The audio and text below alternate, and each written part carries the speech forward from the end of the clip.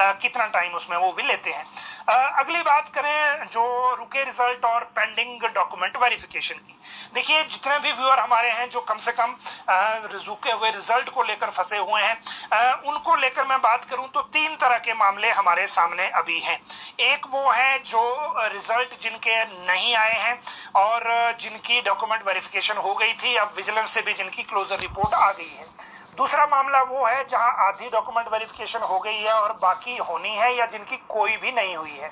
और एक वो हैं जो कंडीशनल अपॉइंटमेंट का इंतजार कर रहे हैं, चाहे उनके यहाँ एफआईआर हुई है, चाहे रिजल्ट आ गया है, चाहे अपॉइंटमेंट नहीं हो रही है।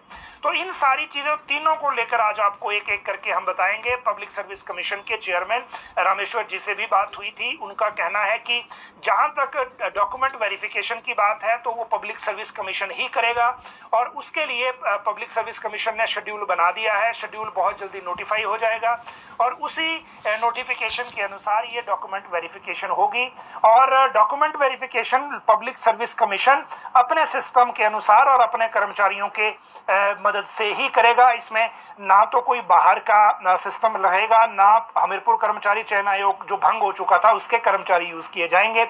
लेकिन डॉक्यूमेंट वेरिफिकेशन, क्योंकि इनका कहना है कि वो पहले भी इनके पास जो क्लास 3 के पद हैं उनके लिए ये करते थे, तो इन पोस्टों के लिए भी वो कर देंगे। लेकिन इसमें फर्क सिर्फ इतना है कि जो हमीरपुर आयोग से रिकॉर्ड आया है वो रिकॉर्ड किसी भी मामले में पूरा नहीं है, उसमें कुछ ना कुछ कमियां बीच में हैं। फिर वो कमियों के कारण पब्लिक सर्विस कमीशन से हमीरपुर के लिए लोग दौड़ाने पड़ रहे हैं और लेकिन डीवी का एक शेड्यूल वो बना रहे हैं, बहुत जल्दी वो नोटिफाई हो जाएगा, उसके बाद शिमला ही बुलाया जाएगा। एक बात। दूसरी बात, जो कंडीशनल अपॉइंटमेंट्स की बात कर रहे हैं, कंडीशनल अपॉइंटमेंट्स का अभी कोई भी केस पब्लिक सर्विस कमीशन तक प्रोसेस नहीं हुआ है और ना ही मुझे लगता है इसकी कोई ज्यादा संभावना इसलिए दिख रही है। वजह यह है कि जो ड्राइंग मास्टर के बारे में भी बात हुई थी, उस मामले में भी अभी विजिलेंस ब्यूरो को फाइल पुटअप करनी है, क्योंकि जांच एजेंसी का ये सेटिस्फाई होना जरूरी है कि कंडीशनल उनको सूट करता है या नहीं।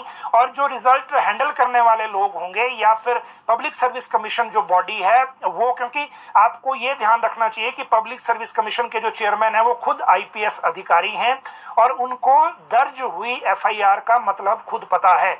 और इसी वजह से पब्लिक सर्विस कमीशन बार बार ये कह रहा था कि हमें जांच एजेंसी से क्लोजर रिपोर्ट चाहिए अगर रिजल्ट पहले डिक्लेयर करना है तो। पहले एक सिंपल मिनट्स आए थे, उसी वजह से रिजल्ट डिक्लेयर करने में देरी हुई। और उसके बाद क्लोजर रिपोर्ट की जहां तक बात है, 7 पोस्ट कोड इनके पास हैं, 1 इलेक्ट्रिशियन घोषित हो चुका है, बाकी में 3 में डॉक्यूमेंट वेरिफिकेशन हाफ पेंडिंग है, वो पहले इनको करनी है, उसके बाद रिजल्ट आएंगे। लेकिन रिजल्ट आएंगे पब्लिक सर्विस कमीशन के अपने प्रोसेस के हिसाब से ही, उसमें जरूरत से ज्यादा जल्दबाजी नहीं हो सकती, ना ही राज्य सरकार प्रेशर डालेगी तो भी ज्यादा कुछ पॉसिबल नहीं है, क्योंकि ये अपने स्ट्रक्चर के अनुसार काम करते हैं। और इनके पब्लिक सर्विस कमीशन में पहले से जो परीक्षाएं चल रही थी, जैसे आपने देखा होगा कॉलेज एपीज के रिजल्ट बहुत आ रहे हैं, अभी भी 5 सब्जेक्ट के रिजल्ट आना पेंडिंग है, तो इनको अपना भी रिजल्ट निकालना है, साथ में ये भी करना है, तो उसमें टाइम लगेगा। जहां तक जो क्लास 3 के लिए भर्ती के लिए अलग से एक बॉडी बनाई जा रही है, उस कमेटी के अध्यक्ष ने कल, दीपक सानन ने कल मुख्यमंत्री से मुलाकात की है और इस मुलाकात में क्या निकला है, आगे क्या होना है, वो जो है आपको जो आने वाले दिनों में पता लगेगा, क्योंकि अगले महीने इन्होंने अपनी बैठक एक तय कर रखी है और ये बैठक जब होगी तभी पता लगेगा कि क्लास 3 को लेकर जो नई बॉडी बनेगी वो अभी अपना कितना टाइम लेते हैं। फिर अगली बात अगर करें अब तो वो बात है ओल्ड पेंशन को लेकर। और